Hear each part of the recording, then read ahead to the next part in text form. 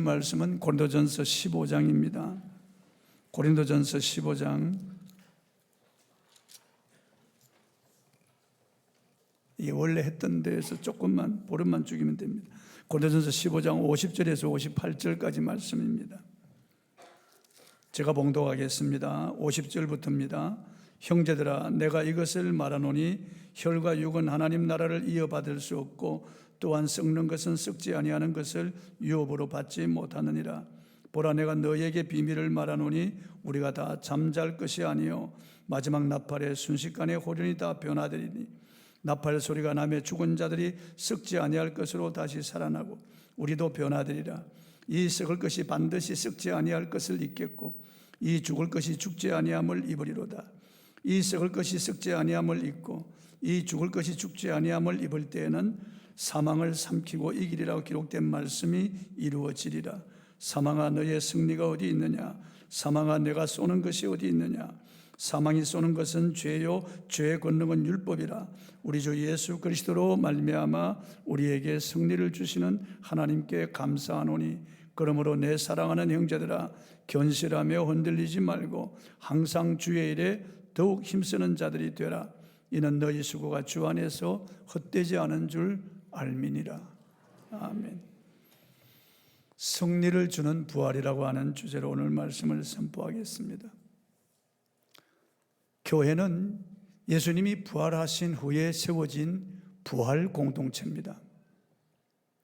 교회는 예수님 부활하신 그때로부터 세상에 예수님이 십자가에 죽으시고 부활하셨다고 힘차게 선포했습니다. 죄로 어두워진 사망이 지배하는 이 세상에 예수 다시 사셨다고 하는 이 부활의 메시지를 힘차게 선포했던 것입니다.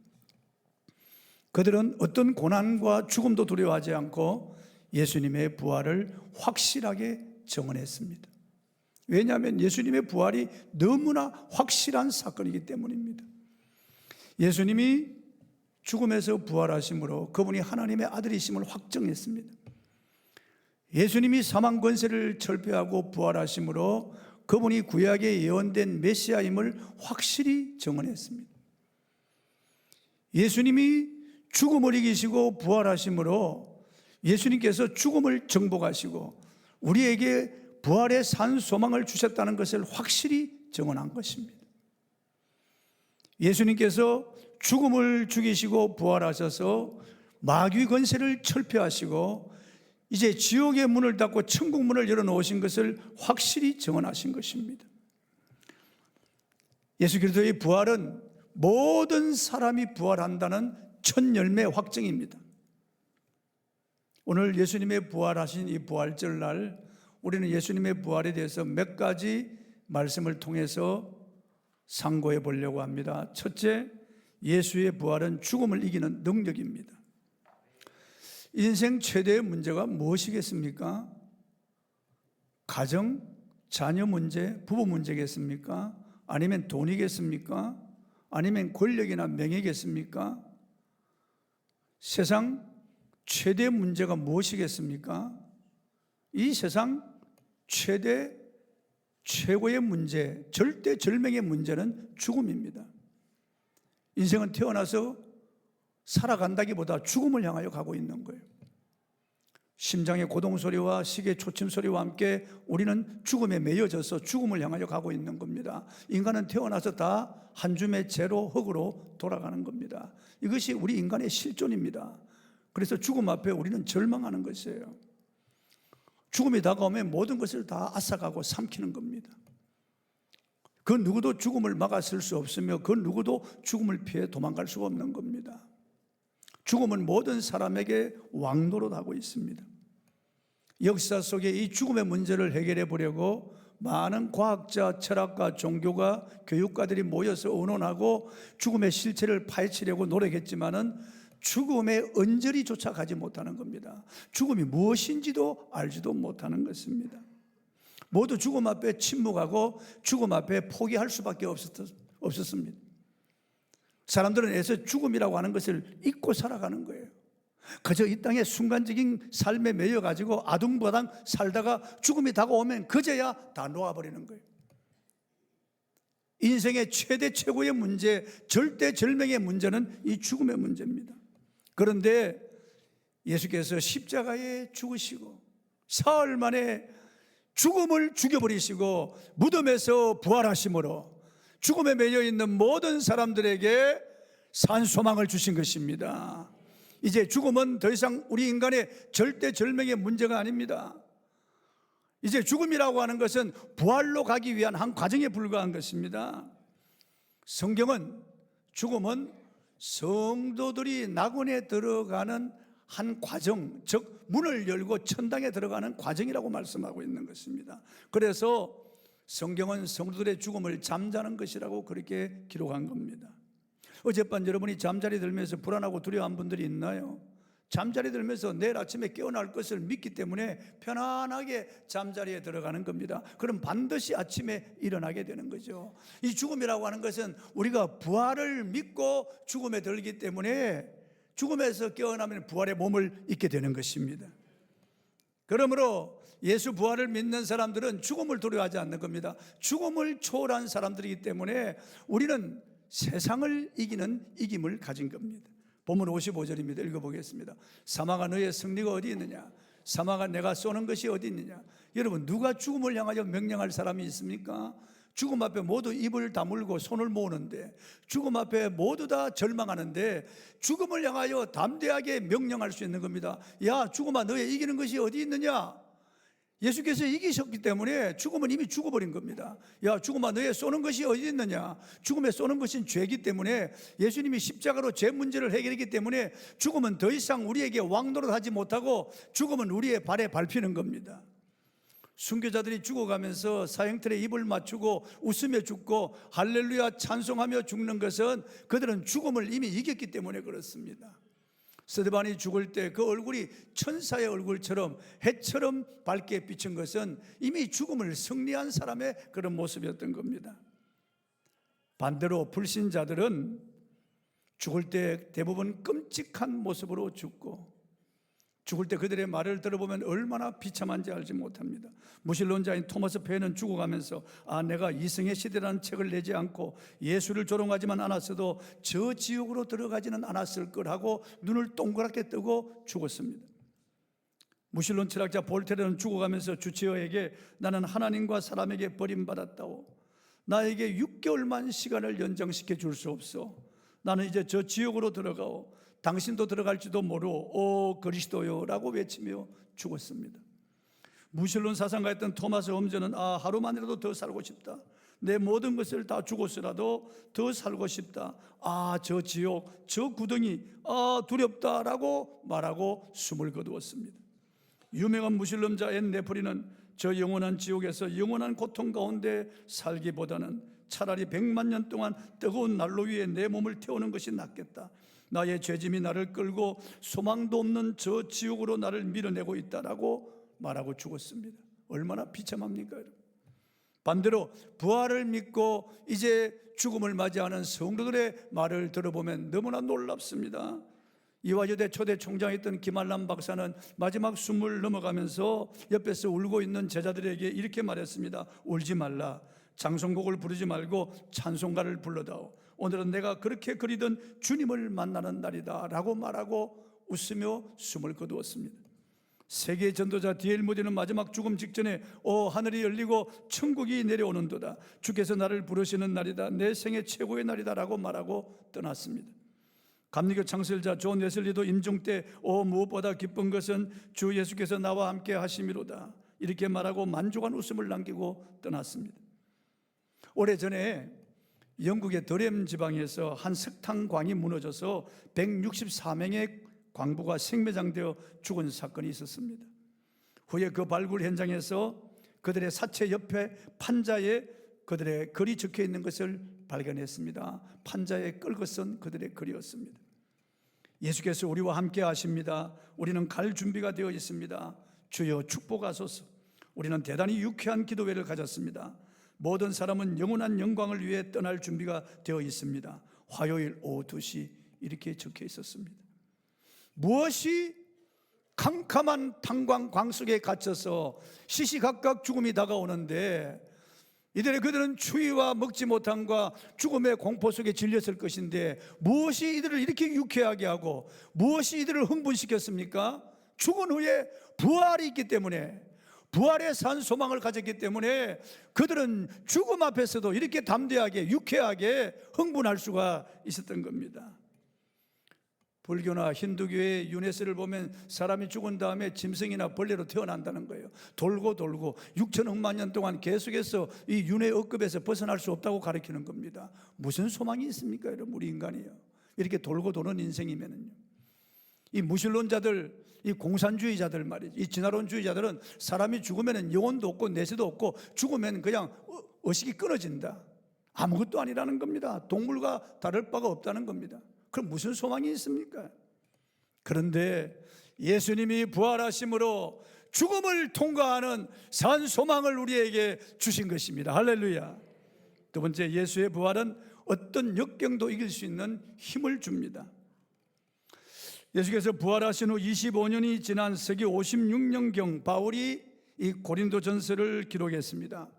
바울이 고린도전서를 기록할 때 예수 부활을 목격한 대부분의 목격자들이 태반이나 살아있었습니다. 거의 살아있었다는 거죠. 주님의 부활을 목격한 사람들은 로마의 무서운 박해와 유대 교인들의 박해를 받으면서도 그들은 그 박해를 이기고 예수님의 부활을 증거했습니다. 무엇이 이들로 하여금 이렇게 세상의 시련과 압박 그리고 여러 가지 박해와 고난을 이기고 승리할 수 있도록 만들었습니까? 오직 하나, 예수 그리스도의 부활이었습니다. 바울은 복음을 전하면서 무수한 고난을 겪었습니다. 이루 말할 수 없는 그런 어려운 난관과 환난을 겪었습니다. 그럼에도 불구하고 그가 기쁘게 그 고난을 견디며 복음을 전할 수 있었던 것은 다메섹에서 부활하신 예수님을 만났기 때문에, 부활하신 예수님을 만나고 난 다음에 그는 예수 부활을 증거하는 일에 그의 목숨을 초계같이 버렸습니다. 조금도 아까운 것으로 여기지 않겠다고 했습니다. 바울 사도는 복음을 전하며 겪은 수많은 그 환난 성경에 기록했습니다. 고린도서 1장 23절 이해합니다. 읽어보겠습니다. 내가 수고를 넘치도록 하고 옥에 갇히기도 하고 더 많이 하고 매도 수없이 맞고 여러 번 죽을 뻔하였으니 유대인들에게 40에서 하나 감한 매를 5번 맞았으며 3번 태장으로 맞고 1번 돌로 맞고 3번 파선하는데 일주야를 깊은 바다에서 지냈으며 여러 번 여행하면서 강의 위험과 강도의 위험과 동족의 위험과 이방인의 위험과 시내의 위험과 강야의 위험과 바다의 위험과 거짓 행제 중에 위험을 당하고 또 수고하며 애쓰고 여러 번 자지 못하고 줄이며 목마르고 여러 번 굶고 춥고 헐벗었노라. 이렇게 엄청난 고난을 겪으면서도 그가 담대하게 그리고 기쁨으로 복음을 전할 수 있었던 것은 예수님의 부활을 확신하고 있었기 때문입니다. 부활하신 예수님을 그가 만났기 때문입니다.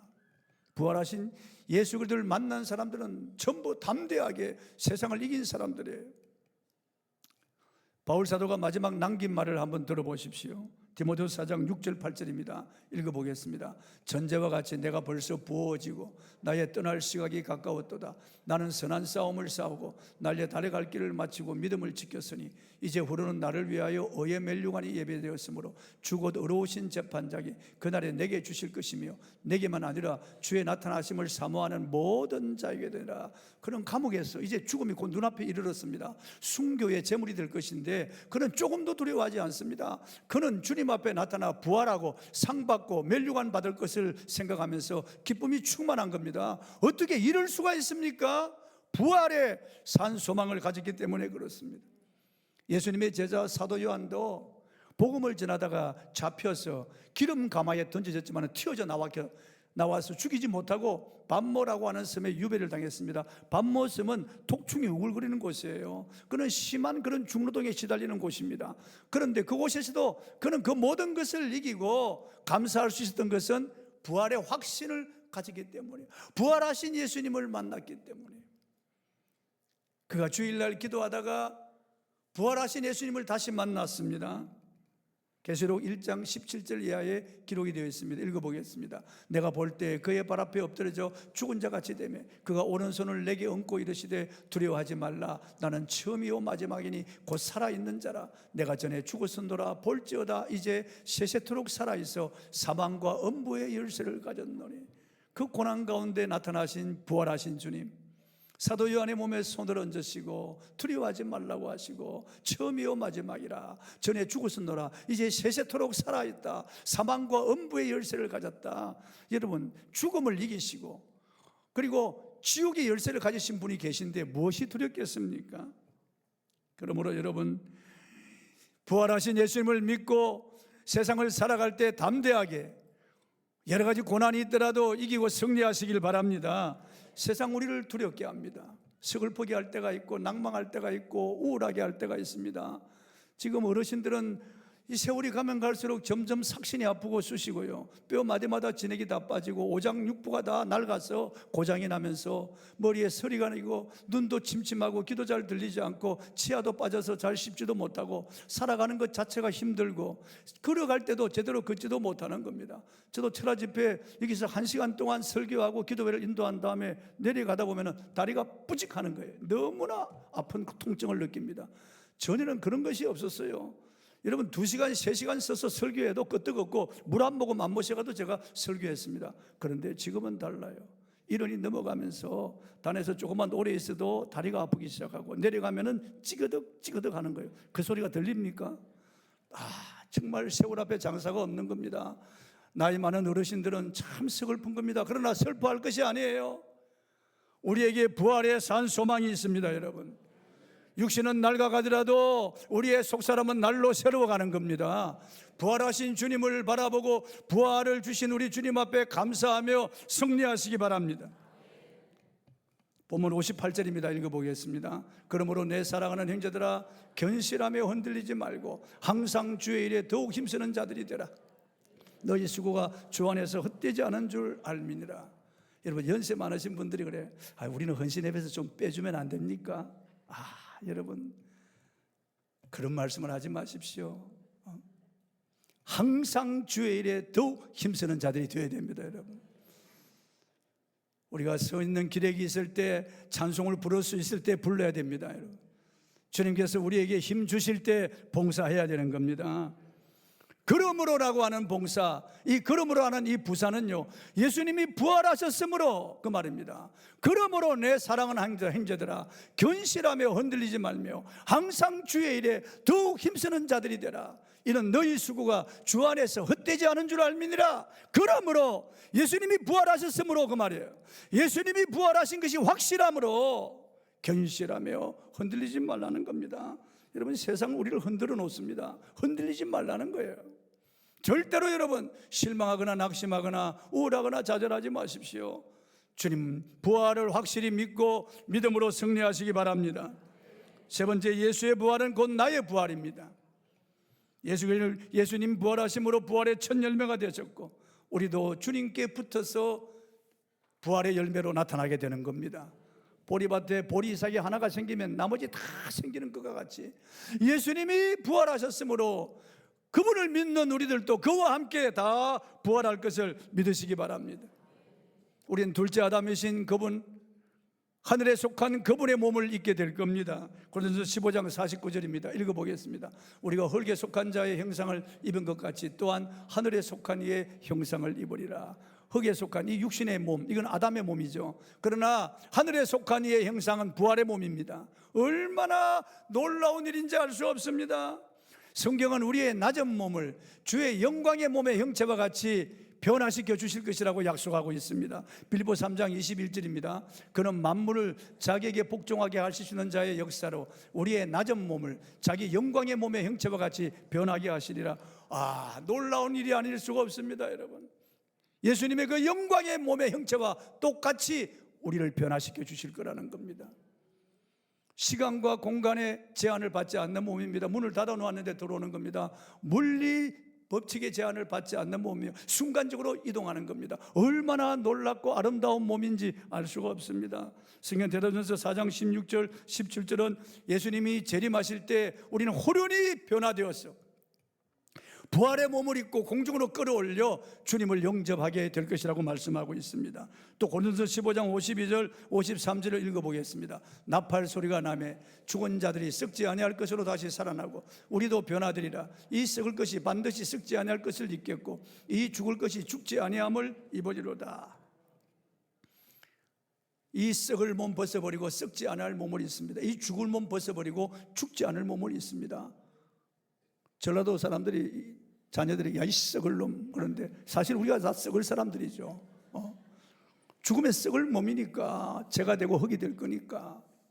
그리고 우리 죽을 몸이 아니에요. 이 몸은요 약한 몸이에요. 물에도 불에도 약하고요 높은 데 떨어지면 다 깨어지고 죽고, 우리 몸은 바이러스만 들어와도 콜록거리는 이런 몸이에요. 그런데 다시 입을 부활의 몸은 질병이 없는 몸입니다. 늙지 않는 몸입니다. 죽지 않는 몸이고 썩지 않는 몸이에요. 얼마나 아름답고 영광스러운 몸인지 알 수 없습니다. 주님 만드신 창조 세계가 우리 몸이 어떤 몸으로 변화될지 보여주고 있는 거예요. 매미 애벌레가 땅속에서 7년 혹은 17년 동안 군뱅이로 있습니다. 그 군뱅이 보면 얼마나 징그러운지 알 수 없어요. 끔찍합니다. 그런데 아름다운 나비가 되어 세상이 떠나갈 듯이 노래하는 거예요. 자기를 변화시켜준 그 창조주를 향하여 그렇게 노래하는 거예요. 모든 것들이 우리가 부활될 것을 우리에게 보여주고 있는 겁니다. 분명히 알아야 할 것은 우리가 입을 몸은 이 낮은 몸, 이 추한 몸, 더러운 몸과 같지 않다는 겁니다. 우리는 호련히 변화되어서 찬란한 몸을 입게 될 겁니다. 본문 51절입니다. 읽어보겠습니다. 보라 내가 너희에게 비밀을 말하노니 우리가 다 잠잘 것이 아니요 마지막 나팔의 순식간에 호련히 다 변화되리라. 다 변화됩니다. 우리의 몸이 썩지 않을 것으로 변화된다고 분명히 말씀하고 있습니다. 본문 52절입니다. 나팔 소리가 나매 죽은 자들이 썩지 아니할 것으로 다시 살아나고 우리도 변화되리라. 변화되리라. 예를 들어서 말씀드리면 이 땅에서는 지체 장애로 계시는 분들은 이제 부활의 몸을 입으면 더 이상 장애가 없어요. 맹인 이제 더 이상 맹인이 아니에요. 완전한 시력을 가지고 보게 될 것입니다. 농아 더 이상 농아가 아니에요. 완전한 청각을 가지고 듣게 될 것이고 말하게 될 것입니다. 지체 부자 없는 분들 사고로 그런 완전한 몸을 가지게 될 것입니다. 추한 몸이 아니고 영광의 몸이고요, 약한 몸이 아니고 강한 몸이고, 더러운 몸이 아니고 신령한 그런 몸을 우리가 입게 될 것입니다. 너무나 젊고 아름다운 빛나는 몸을 입게 될 것입니다. 우리 모두가 다 놀랄 것입니다. 그 사람의 정체성은 그대로 있는데 누구든지 다 알아볼 수는 있는데 그 모습은 옛날에 지상에서의 모습과는 전혀 다른 모습입니다. 이 땅에서는 여러분 다 몸에 불만이 있지 않습니까? 불만이 없는 사람들 별로 없을 겁니다. 다 키가 너무 커서 너무 작아서 몸이 너무 이렇게 비대해서 너무 홀쭉해서 여러 가지로 얼굴이 너무 길어서 둥그러서 눈도 너무 찢어서 그냥 너무 동그래서 다 불만이 있는 겁니다. 코가 너무 납작해서 너무 세워지고 이게 너무 툭 튀어나와서 광대뼈가 있어서. 그런데 이 땅에서는 그걸 다 수술하려면 돈이 얼마나 많이 듭니까? 부활의 몸은 그렇지 않습니다. 완전하고 아름다운 몸으로 우리를 변화시켜 주는 겁니다. 누구나 다 만족할 몸으로 우리를 변화시켜주고, 예수님은 천사와 동등이라고 말씀하셨어요. 여러분, 천사가 얼마나 능력이 있습니까? 천사 하나가 내려와서 아수르 진영의 18만 5천 명을 송장으로 만들어버린 그런 능력이 있는 천사와 우리가 동등이라는 겁니다. 우리 몸이요, 얼마나 놀라운 일입니까? 그러므로 여러분, 이 땅에서 힘들고 어렵고 고통스러워더라도 부활을 소망하면서 견디시고 승리하시길 바랍니다. 아름다운 몸, 부활의 몸을 우리가 입게 될 것입니다. 우리 모두 부활에 동참하게 될 것을 믿으시기 바랍니다. 고린도전서 15장 43절 읽어보겠습니다. 욕된 것으로 신고 영광스러운 것으로 다시 살아나며 약한 것으로 신고 강한 것으로 다시 살아나며. 그래서 우리는 죽음을 기다리는 사람이에요.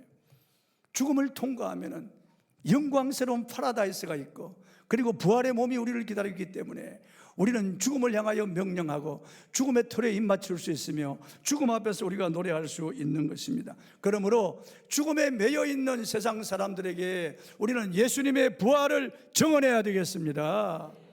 힘없이 맥없이 쓰러질 듯이 걸어가는 노인들에게 예수의 부활을 증언해야 될 것입니다. 한숨 쉬고 우울해하는 사람들에게 예수의 부활을 증언해야 될 것입니다.